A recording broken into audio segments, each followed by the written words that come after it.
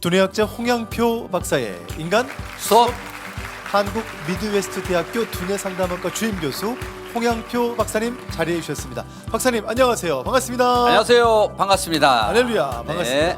자, 박사님 오늘 인간 수업. 지난주 저희가 우리 박사님이 진행해 주셨던 극동방송에서 있었던 우리 자녀교육 세미나 실황에 나가면서 정말 많은 분들이 네. 도전을 많이 받았고요. 네. 감사드리고, 자, 오늘은 좀 스크린에 대한 이야기를 쭉 한번 진행해 보지 않을까 생각하는데, 네. 오늘 주제가 유아기 뇌는 스펀지 같아서, 이런 워딩으로 시작합니다. 네네. 이게 무슨 말이냐면 예. 유아기 이전에, 그러니까 어려서부터 유아기 요 시기에 사실은 미디어가 더 중요하다는 얘기입니다. 우리는 보통 청소년이나 이제 이럴 때 아이들이 핸드폰 들고 있는 거에 대해서 되게 민감하죠. 걱정하고 민감하잖아요. 예, 예. 근데 사실은 그 이전 단계가 보이지는 않지만, 현상은 보이지는 않지만 예. 훨씬 더 중요할 수도 있다. 그래서 처음 아이들이 태어나서부터 유아기 요 시기에 미디어가 얼마나 중요한지, 또 어떤 역할을 하는지에 대해서 오늘은 이야기 좀 나눠보려고 합니다. 자, 우리는요 지금 이 인터뷰를 하는 게 2025년입니다, 여러분. 저도 우리 자녀를 길렀지만 우리 자녀 만약에 10년 전에 유아였다 했을 네, 때 네. 그때 2015년도에 핸드폰이 있을 거고요. 지금은 2025년인데요. 네. 박사님 사실 우리 주위에도 네. 이제 아이가 이제 자라면서 네. 유아기 때 네. 뭐 식당에 갔을 때, 그렇죠. 뭐 이거 대표적이죠. 네. 식당에 갔을 때 핸드폰을 줘서 네. 어른들은 대화를 하고 그렇죠. 또 아이는 묵묵히 그 영상을 보고 네. 있고, 자, 또 밥 먹어 하면서 네. 사실은 이 환경이 뭐 10년 전에도 이 환경이었고 지금도 이 환경인데, 그렇죠. 그럼 뭔가 이런 부분들에 대한 연구, 또 이런 부분들에 대한 네. 인상도 있지 않을까 생각하는데요. 요새는 이제 그런 모습들이 낯설지가 않잖아요. 어. 자연스러운 이제 한 어떤 현상이 됐는데, 처음에 이제 우리가 핸드폰 나올 때만 해도 그런 것은 우리가 상상이 잘 안 됐죠. 상상이 안 됐는데 어쩌다 하나의 정도가 이제 핸드폰을 들고 있었지만, 요새는 거의 아마 식당이나 커피숍 가면 거의 아이들은 핸드폰 들고 있는 모습을 우리가 일상으로 우리가 볼 수가 있습니다. 예. 보통 저희가 이렇게 뇌 검사로 왔을 때 그 경계성이라고 하는 아이들 있잖아요. 학습이나 언어나 혹은 자폐 이쪽에 약간 경계성 있는 아이들에게 저희가 이렇게 뇌를 검사해 보면 대부분 물어보는 게 뭐냐면, 유아기 때, 영유아기 때 혹은 그 이전에 혹시 미디어에 많이 노출돼 있지 않았나요? 이렇게 물어보거든요. 그럼 어머니는 뭐라고 그러냐면 별로 노출된 게 없는데요, 이렇게 얘기를 해요. 그러면 혹시 미디어 학습은요? 그럼 우리 애가요 어렸을 때 매일 영어 학습을 1시간씩 했어요, 미디어로. 예. 몇 살이에요? 2살부터요. 자, 이런 거예요. 아하. 2살, 3살? 예. 요때 아이들에게 영어를 많이 들으면 좋다 그래서 그렇죠. 그렇게 영어를 하면 계속 미디어를 틀어놓는 거죠. 틀어놓고요. 예, 예. 아이는 그거를 1시간, 2시간 바라보고 있으니까 어머니는 또 시간을 벌잖아요. 예. 그래서 집안일도 좀 할 수 있고 간단한 일들을 할 수 있는 거죠. 이렇게 한 1년 정도쯤 한 아이들은 대부분 경계성 문제가 생길 확률이 되게 높습니다. 네, 그래서 우리들이 커서 핸드폰 들고 다니는데 자기가 자기 의지에서 들고 다니는 이때도 중요하지만, 본인 의지가 없을 때 어머니가 아이에게 어떤 학습이나 이런 걸 통해서, 혹은 어머니가 어떤 시간을 벌기 위해서 아이에게 그런 영상을 틀어주는 게 얼마나 위험한지 우선 지금은 안 나타나거든요. 예. 근데 얘가 어느 정도만 지나면 어떤 문제점이 보이기 시작합니다. 그때서 뇌를 검사해 보면 분명히 원인을 찾다 보면 그 원인 때문에 그런 문제점이 나타나는 애들이 의외로 많다는 거예요. 네. 박사님, 사실은 이제 이게 우리 현실하고 너무 밀접하기 때문에 네. 오늘 이 방송을 들으시는 분도 지금 현재 네. 이렇게 하실 수도 있어요. 그렇죠. 많은 분들이 이렇게 하고 있을 겁니다. 많은 분들이 지금 우리가 얘기하는 것들이 저거 내가 저렇게 하고 있는데 라고 하는데, 이런 것들이 지금 당장 내가 잘못된 생각, 우리 아이에게 영어를 혹은 많이 언어를 들려주면, 책 읽어준 걸 많이 들려주면 공부를 잘할 것이다 라는 잘못된 생각과, 아니면 나의 조그만 시간을 벌기 위해서, 여유를 갖기 위해서 아이들에게 미디어를 보여준다던가 하는 거는, 그게 얼마나 심각한지 지금 나타나면 다 엄마들이 안 보여줄 거 아니에요. 근데 문제는 이게 나중에 나타난다는 거죠. 나중에요. 예, 뇌는 한 번에 착 망가지는 게 아니잖아요. 우리가 체력이 서서히 체력이 떨어지고 운동도 해서 서서히 체력이 좋아지듯이 뇌가 이때 만들어진 이때 잘못된 뇌는 결국 나중에 초등학교 들어갔을 때 혹은 유치원에 입학했을 때 어린이집이나 유치원에 입학했을 때 그때 아이가 어떤 문제점이 보여서 그때 검사를 하는 엄마는 다행히 그때 찾지만 예. 그나마 그때를 놓치면 초등학교 갔을 때 아이들이 좀 적응이 안 되면 그때서 이제 어머니들은 당황을 해서 검사를 해보거든요. 연구소에 와보면 그때 이제 아이들의 뇌를 검사해보고 쭉 그 부분을 추적하다 보면 예. 아 얘는 너무 어렸을 적에 미디어에 노출돼 있었구나 이런 애들이 되게 많죠. 아니 그러면 박사님 이제 오늘 이 아침 방송을 들으실 때 네. 아, 이거 얼만큼 노출을 시켜야 되는 거야? 아니면 아예 안 시켜야 되는 겁니까? 뭐 여러 가지 질문이 들 수밖에 예를 없거든요. 들어서 예. 아주 어릴수록 사람 소리와 자연을 보여줘야 되는 거거든요. 자연적인. 그래서 책도 어떤 녹음기에다가 이렇게 들려주는 이 소리와 엄마가 읽어주는 거와는 다르다는 거예요. 그래서 사람 소리로 들려주는 이 소리의 헬치와 기계 소리의 헬치는 다르기 때문에 아빠나 엄마의 소리로 직접 책을 읽어주면 아주 아름답게 녹음된 그런 목소리를 따라갈 수는 없지만 예. 아이 입장에서 볼 때는 훨씬 더 안정적이고 정서적으로 아이가 잘 발달할 수 있다는 겁니다. 책을 읽어줘도 예. 또 마찬가지죠. 우리가 이 아이들에게 자연을 이렇게 좀 보여주거나 입체적인 걸 보여줘야 되는데 평면적인 부분을 보여주게 되면 뇌에 상당히 문제가 생기죠. 네, 그래서 아이들이 그런 걸 보고 어떻게 되냐면 그렇게 많이 보여주면 엄마 책상에 올라가면 안 되죠라고 말은 해요. 근데 올라가요. 자, 이거 이러면 안 되죠라고 하면서 해요. 즉 아이가 지식적이만 슈퍼베이비가 되는 거죠. 지식적으로는 뇌는 엄청 발달돼 있는데 행동의 가치관을 따라가지 못하는 겁니다. 이렇게 된다는 거죠.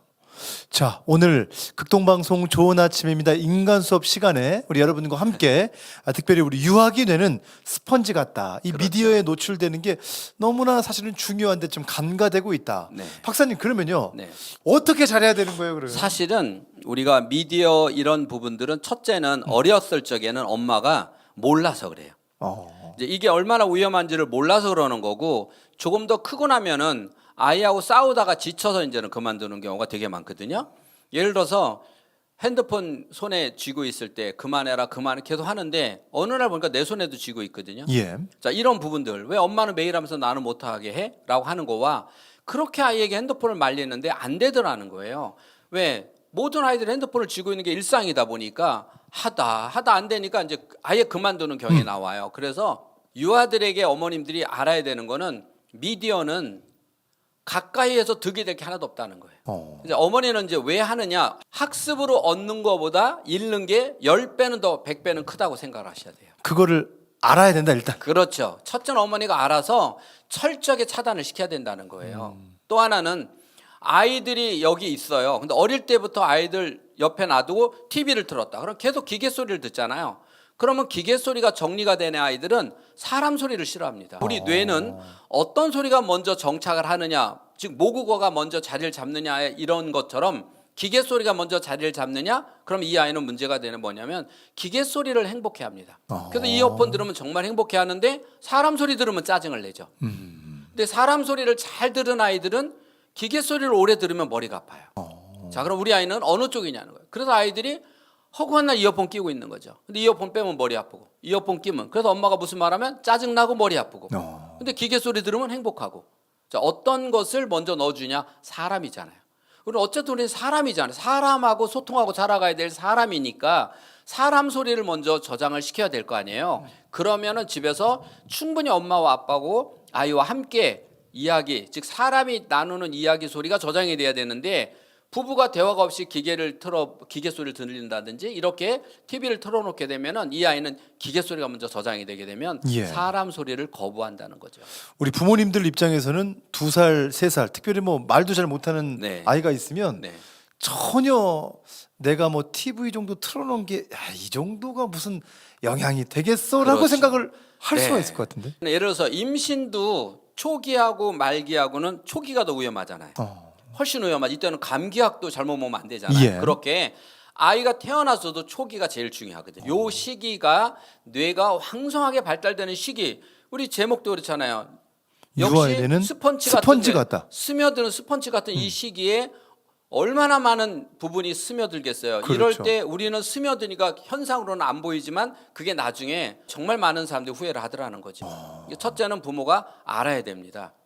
두 번째는 그럼 우리 환경은 어떤 환경인지 한번 봐야 돼요. 예, 환경을 보자. 자, 얘만 바라보는 게 아니라 전체 환경을 바라보면 저녁 시간에 아이와 함께하고 있는 시간에 우리는 뭐 하고 있는가 보면은 계속 핸드폰을 보여준다거나 아니면 TV를 틀어놓거나 그렇지 않으면 할 일이 없으니까. 왜? 평상시 별 해보질 않았으니까 심심하잖아요. 그렇죠. 그러니까 아이가 맨날 뭐라 엄마 심심해. 이건 무슨 뜻이야? 핸드폰 줘. 이 말이라며.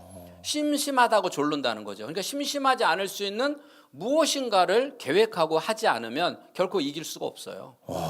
그럼 아이가 계속 뗐으니까 그것도 한두 번이죠. 엄마가 짜증이 나자 화가 나고 그럼 소리를 뻐럭 지르고 아이의 소리를 지르거나 핸드폰을 줘버리거나 아니면 미디어를 틀어주거나 결국 이렇게 할 수밖에 없잖아요.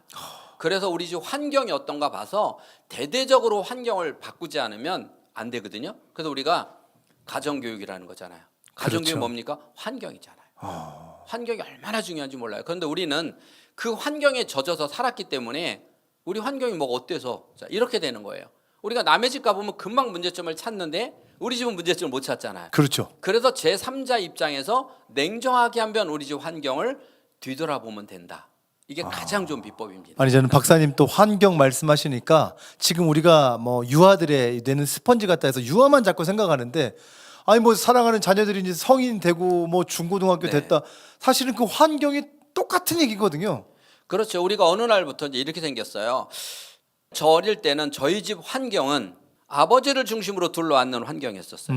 그래서 아버지가 옛날 얘기도 해주고 아니면 아버지가 없을 때는 형이 그 자리를 차지해서 둘러앉아서 호롱불을 놓고 이야기를 나누는 이런 환경이었었어요. 지금은 거실의 환경은 어떻게 돼 있냐면 TV를 중심으로 환경이 만들어져 있어요. 그렇죠. 대부분 TV를 중심으로 소파가 놓아져 있고 거기에 탁자가 있고 이렇게 TV를 중심으로 이 환경이 어느 날 바뀌었잖아요. 그러니까 앉으면 뭐가 보여요? TV가 보여요. 그러니까 할 수 없이 TV를 보게 되는 거란 말이에요. 그거 아니면 심심하잖아요. 이런 환경을 과감하게 바꿔볼 필요가 있다. 그래서 제가 아는 저희 제자 집은 그냥 거실 전체가 책장이에요. 책장이 다 양쪽으로 있어서 분위기가 책장이잖아요. 그리고 가운데는 탁자가 있어요. 아무거나 빼서 놓는 거예요. 그리고 TV는 안방에만 있어요. 자, 이렇게 아이들 키울 때 환경을 바꾸고 나니까 아이들이 자연스럽게 여기 앉으면 보이는 게 TV니까 리모컨 잡는 게 아니라 보이는 게 책이니까 책을 본다는 거죠. 그러니까 중요한 거는 이렇게 환경을 먼저 바꿔놓으면 사람은 거기에 맞춰서 간다. 이렇게 보시는 거죠. 좋습니다. 박사님 오늘 마무리 한번 해주시죠. 여러분 제일 중요한 거는요. 환경이라고 그랬잖아요. 그러면은 우리가 그냥 무심코 살아가는 우리 집 환경이 문제가 없는지 한번 뒤돌아보시고 어떤 환경을 바꿔야 될 것인가 한번 생각해 보면 우리 아이를 박사로 만들 건지 아니면 정말 스크린 중독으로 만드는 환경인지 그걸 먼저 보고 환경을 먼저 바꾸시기 바라겠습니다. 좋습니다. 오늘 홍양표 박사의 인간 수업 여러분 지금 내용 들으셨죠? 특별히 스크린 증후군, 스크린과 관련된 내용들을 저희가 다음 주, 다다음 주도 하게 될 것 같아요. 기대해 주시기 바라고요. 오늘은 우리 영유아의 뇌, 유아의 뇌가 스펀지와 같다 마음으로 나눴습니다. 자, 오늘 이 영상 링크 공유하기 원하시는 분들은 샵 1069번 단문 50원, 장문 100원의 유료 문자로 여러분이 인간이라고 두 글자 문자 보내시면 링크를 보내드립니다. 이 링크를 나만 보고 그러지 말고 여러분 이웃들에게 꼭 공유해 주시기를 바랍니다. 인간 수업 지금까지 홍양표 박사님과 함께했습니다. 감사합니다.